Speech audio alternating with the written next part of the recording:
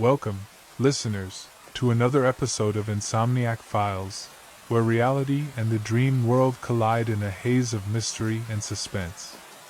Each night, we embark on a journey through the darkest corners of the subconscious, and tonight's tale is no exception. Prepare yourself for an adventure that will blur the line between sleep and waking, where nightmares manifest and secrets from the deepest recesses of your mind emerge. As we walk this path, know this: in the world of dreams, nothing is ever truly as it seems. It was a night like no other in the town of Sleep Haven. Shrouded in an eternal twilight, where the sun never fully set, the people of this sleepy town lived in a world where sleep and dreams bled into reality. For most, the dream world was a fleeting refuge. But for some, it was a prison they couldn't escape. Dr. Herlock Gnomes stood by the tall, narrow window of his study. The gentle hum of the city below contrasted with the constant swirl of thoughts in his mind. His fingers twitched over a collection of ancient scrolls, the old, cracked parchment filled with forgotten knowledge of the subconscious. His obsession had always been the realm of dreams, where the boundaries between reality and imagination blurred. But tonight something had changed. Something darker stirred. "You've heard of the phantom snorer, Hauser," Gnomes murmured to himself as he carefully unrolled a scroll, tracing his finger over the strange symbols etched in forgotten languages. "It's no bedtime myth, no fairy tale. This is something far more insidious. It feeds on the dreams of the living. It's a thief of the mind." Across the room, Detective Hauser, his trusted, and often skeptical, companion, was sprawled across an old leather chair, his coat tossed over the armrest. He had heard it all: the strange cases, the bizarre phenomena, and Gnome's incessant chatter about the inner workings of the mind. But tonight, something in Gnome's tone made him stop. His curiosity piqued. "So, you're saying someone snoring is robbing people of their memories?" Hauser scoffed, his arms crossed, a raised eyebrow betraying his disbelief. "Let me guess, this snorer's got a hidden agenda too?" Gnomes turned sharply to face him, his eyes wide with both excitement and intensity. "Not snoring. A snore. Yes, it begins as a simple sound, a rhythm, a cadence, a lullaby of sorts. But over time it grows. The snore becomes a portal, Hauser. It leads into the dream world, but it doesn't stop there. It steals pieces of the subconscious." Hauser pushed himself upright, not quite buying it. "And what do we do, sit in the dark and wait for the snoring to take us to Neverland?" Gnome smiled, his eyes glinting with an odd mix of enthusiasm and mystery. "Ah, that's where you're wrong. We don't wait.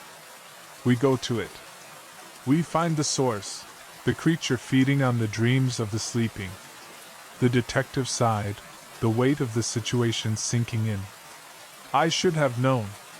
Another late-night nightmare chase. Where do we start?" Gnomes paused for a moment before speaking, his voice quiet but filled with purpose. "We start in Sleep Haven."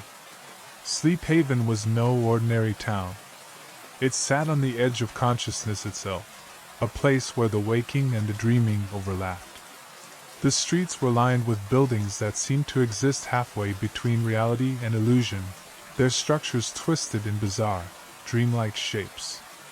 The sky above was perpetually clouded, with the sun never quite setting, casting everything in a soft, ethereal glow.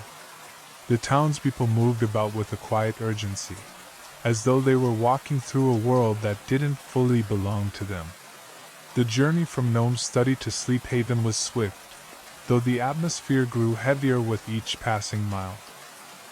Hauser, ever the skeptic, had little patience for the strange stories surrounding the town, but even he couldn't ignore the eerie feeling creeping up his spine as they drove deeper into the fog.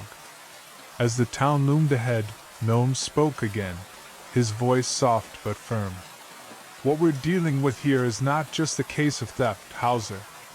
It's something far more ancient, an entity that slips between the cracks of reality. This isn't a creature bound by the laws of nature. It exists in the places where dreams are born. Hauser grunted, not entirely convinced. Sure, gnomes. Ancient dream thieves, shadowy snorers. But if this thing's so ancient, why haven't we heard about it before? Gnomes glanced at him with an annoying smile. Because, my dear Hauser, it's not meant to be found. The phantom snorer is a guardian of sorts, a keeper of the threshold between the conscious mind and the unconscious. It only reveals itself when something is wrong. The town of Sleep Haven unfolded before them like a dream itself, its cobblestone streets twisting and winding in unnatural patterns. The town seemed asleep, though its inhabitants moved about with quiet determination. Gnomes led Hauser down a narrow, fog-choked alley, the scent of wet earth and old wood filling the air. Mrs. Bellamy will know where we need to go, Gnomes murmured, leading Hauser toward a looming mansion at the heart of the town. The old, crumbling building had an air of both grandeur and decay, its windows dark and brooding, its stone walls covered in creeping ivy. They knocked, the sound echoing through the still night. Moments later, an elderly woman with a troubled look on her face answered the door. Her hands trembled as she beckoned them inside. Please, Mrs. Bellamy pleaded. You must stop it before it consumes us all. Every night, the snoring starts soft, like a lullaby. But then it grows, louder, more frantic, as if the dreamer is drowning in their own sleep.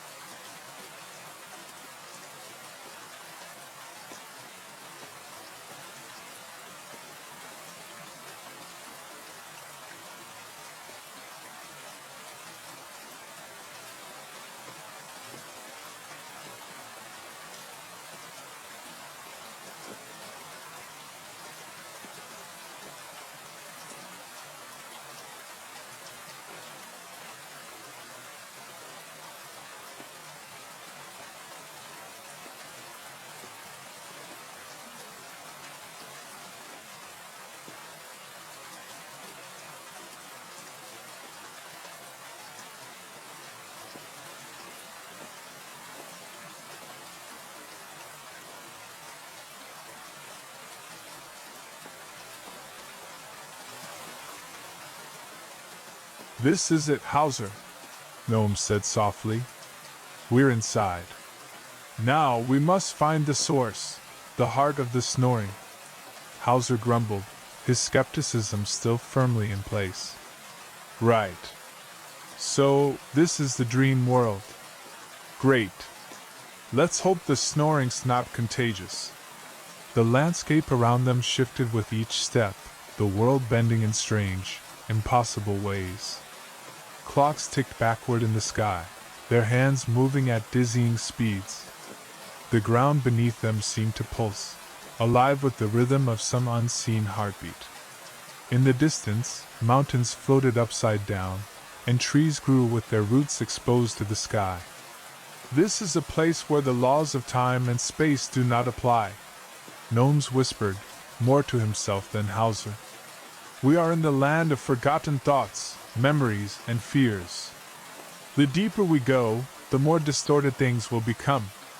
Hauser tried to shake the unease creeping up his spine, but the more he walked, the more the world around him unsettled him.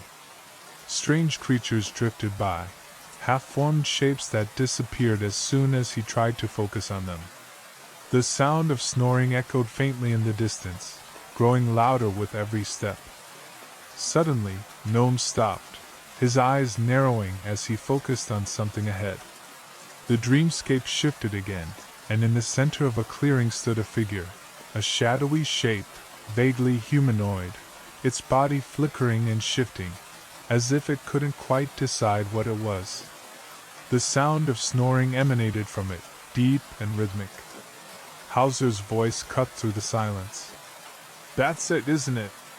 The phantom snorer." Gnomes nodded slowly, his gaze fixed on the figure. "Yes. But it's not just a creature, Hauser. It's a manifestation of a deeper fear, the fear of losing ourselves, of losing our memories. The snoring is its signal, its way of drawing others in." The snorer turned, its face a blur of shifting images. Faces, places, events, all jumbled together in a cacophony of sound and color. Hauser felt the weight of the task ahead pressing down on him. Gnomes had spoken of gathering strength, of finding allies in the waking world to help them seal the rift for good, but Hauser didn't know where to begin. The dream world was chaotic, unpredictable, but the waking world had its own rules, its own rigid reality that seemed to reject anything not grounded in logic. "We need to go back," Gnome said, his voice low as he turned toward Hauser. "We need to find the ones who have the power to face the rift with us. The ones who know how to walk between worlds, or at least those who can help us understand the truth." Hauser frowned, glancing around the dissolving dreamscape. "How do we find them? How do we even explain what's happening? People won't believe this." Gnome's gaze softened, but only slightly. "People rarely believe what they don't understand, Hauser. But there are those who know. Scholars, dreamers, even those who have been touched by the dream world in ways they don't understand. We will seek them out. They'll be the ones to help us anchor the rift." Hauser's mind raced. The idea of returning to the waking world, of confronting the reality he knew, seemed almost more terrifying than facing the horrors of the dream world. But he knew it was the only way forward. They couldn't do this alone. Not anymore. The transition back to the waking world was abrupt. One moment, Hauser and Gnome stood in the fractured dream world, and the next, the quiet hum of the real world enveloped them. Hauser blinked, disoriented for a moment, the mundane sights of the waking world suddenly feeling strange and unfamiliar. The dream world still lingered in the back of his mind, its echoes reverberating through his thoughts. Gnomes, however, seemed unaffected. His gaze was focused, determined. "We must act quickly," he said, his voice steady. "The rift is still weakening the fabric between the worlds. The longer we wait, the more the cracks will spread." Hauser nodded, trying to shake the disorientation from his mind. They were back, but the danger hadn't ended. In fact, it was only just beginning. He felt the pull of the dream world still tugging at him, but he pushed it down, focusing on the task at hand. They stood at the edge of the city now, the bright lights of the urban sprawl stretching out before them. It was strange, how something so ordinary could seem so alien after everything they'd experienced in the dream world. Hauser turned to Gnomes. So, where do we go from here? We find them, Gnome said, his tone firm. We find those who can help us and convince them that the rift is real. We won't be able to close it ourselves. The first person Gnomes led Hauser to was an old scholar named Dr. Lydia Turner. A dream researcher with decades of experience, she was known for her work on the connections between the dream world and the subconscious. But she had been ridiculed by her peers for years, dismissed as a mystic and a madwoman. When they found her in a small, cluttered library in the heart of the city, she looked up at them with curious, if cautious, eyes. "You're the ones who've been meddling with the rift, aren't you?" Dr. Turner asked, her voice low and raspy. She had an air of quiet authority, as though she had been waiting for someone like them to come along for years. Hauser glanced at Gnomes, uncertain how much to explain. "We need your help," he said. "There's something wrong. Something between the waking world and the dream world is falling apart. We need to stop it." Dr. Turner studied them carefully, her eyes flicking from Hauser to Gnomes. Finally she spoke. "I knew this day would come. I've seen the signs. The rift has been weakening for some time. I've felt it in my dreams, in my research. But we cannot close it alone. The rift requires more than knowledge. It needs something deeper." "What do you mean?" Hauser asked, feeling a knot tighten in his chest. Dr. Turner sighed, leaning back in her chair. "It needs belief. It needs the collective will of those who can see beyond the surface of reality. There are others like me, dreamers, seers, people who've been touched by the rift. We'll need them to help anchor it." Hauser's brow furrowed. "So we need a group of dreamers to close the rift. How do we find them?" "They'll find you," she replied, her voice tinged with a strange certainty. "But you must be ready. The rift is alive, and it's been feeding off fear and doubt for far too long. It won't let go easily." With Dr. Turner's guidance, Hauser and Gnome set out to find the other dreamers, those who had been touched by the rift in ways they didn't understand. It was a slow, meticulous process, each encounter more unsettling than the last. Some of the dreamers had never fully understood what they had experienced. Others had tried to forget. But all of them had felt the pull of the rift. They found a former soldier named James, who had been haunted by vivid, impossible dreams of a world collapsing, and a young woman named Eliza, whose sleep had been filled with bizarre, prophetic visions of the future. They found an artist named Theo, whose paintings of dark, twisted landscapes seemed to come to life before their very eyes. Each person had their own unique connection to the rift, their own memory of the dream world. As the group gathered, Hauser couldn't help but feel a sense of unease. These people were extraordinary in their own ways, but they weren't warriors. They weren't prepared for what was coming. They were ordinary people, each with their own fears, their own doubts. And yet, they had been chosen by the rift for a reason. "Are we ready for this?" Hauser asked Gnomes quietly one night as they prepared to face the rift again. "Can we really stop this with just a group of dreamers?" Gnomes met his gaze with a quiet certainty. "We are ready, Hauser. Together we can face it. Together we will seal the rift." The group gathered in a secluded location, deep in the heart of the city, where the rift's influence was the strongest. Hauser felt the weight of the moment pressing down on him. The dream world still lingered in his mind, but it was fading. He could feel the rift pulling at him again, tugging at his very essence. The darkness was closing in, and it wasn't going to stop until it had consumed everything. Dr. Turner stood at the forefront, her voice calm as she addressed the group. "This is it. We must face the rift together, as one. The strength of our collective will is the key. We must be united in purpose. As the dreamers closed their eyes and focused on the rift, Hauser felt a surge of energy. The dream world materialized around them, its twisted, chaotic landscape warping with every heartbeat. The rift loomed before them, a dark chasm that seemed to stretch endlessly into nothingness. "We must confront it," Gnomes said, stepping forward. "This is the final moment. The rift must be sealed. For good." Hauser nodded, stepping forward as well. Together. With that, the dreamers focused their energy, their collective will coalescing into a single, powerful force.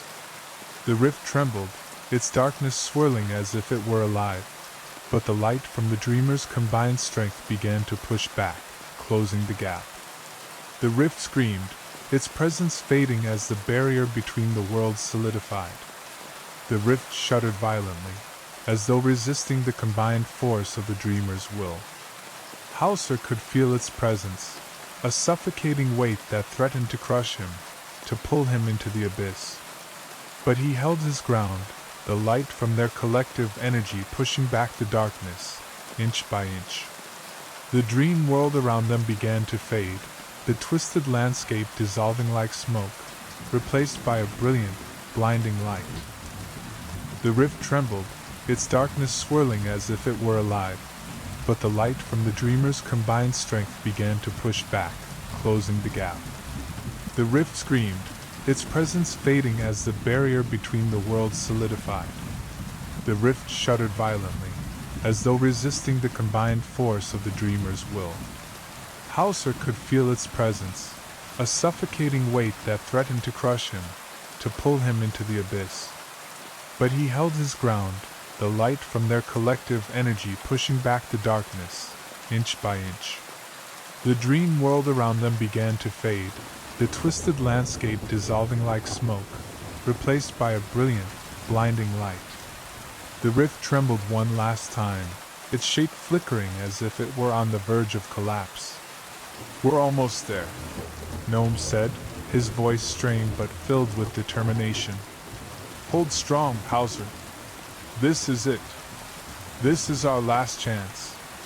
Hauser closed his eyes, focusing on the truth, on the strength of the dreamers around him. They had faced the darkest corners of the subconscious, confronted the forgotten fears that had haunted them for so long.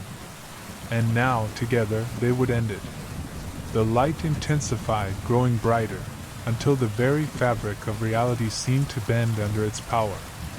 The rift screamed, its form shattering like glass, the darkness splintering into 1,000 pieces, scattering into the void. And then, as quickly as it had begun, it was over. Hauser opened his eyes, the blinding light now gone. The dream world had vanished, and the familiar sights of the waking world surrounded him once more. But it wasn't the same world he had left behind. There was no lingering darkness, no pull of the rift. The air was clear, and for the first time, he felt a sense of peace. A peace that came from knowing that the rift had been sealed, that the threat was over. The dreamers, too, had awakened from their shared vision. They stood around Hauser, their faces filled with the same sense of relief and exhaustion. Each of them had played a part in sealing the rift. Each of them had faced their own fears, their own forgotten memories, and now they stood together, knowing they had saved not just the dream world, but the waking world as well. Hauser turned to Gnomes, his mind still reeling from everything that had happened. "We did it," he said, his voice quiet, almost disbelieving. "It's over." Gnomes nodded, his expression softening. "Yes, Hauser. It's over. But the rift, it's always there, lurking just beneath the surface. We've sealed it for now, but the dream world will always be connected to the waking world. We must remain vigilant. The power of the rift is not easily erased." Hauser sighed, feeling a weight lift from his chest. "We'll be ready for whatever comes next." Together. As the dreamers began to disperse, each of them returning to their lives, Hauser and Gnome stood together, watching them go. They had all been changed by their journey, by the experiences they had shared in the dream world. But Hauser knew that the true victory wasn't just in sealing the rift. It was in the strength they had found in each other, in the unity they had forged despite their differences. "We've learned a lot, haven't we?" Hauser said, his voice thoughtful. Gnomes turned to him, his eyes filled with wisdom. "Yes. We've learned that the dream world is not just a place for escape. It's a reflection of our own minds, our fears, our hopes. And as long as we carry the truth with us, the rift will never consume us." Hauser smiled, feeling a deep sense of satisfaction. "I think I understand now. The rift wasn't just something we fought against. It was a part of us, a part of our own minds. And we faced it together." Gnomes nodded, his face softening into a rare smile. "Exactly. And now we move forward. We don't forget what we've learned. We carry it with us, and we continue to face the unknown, whatever it may bring."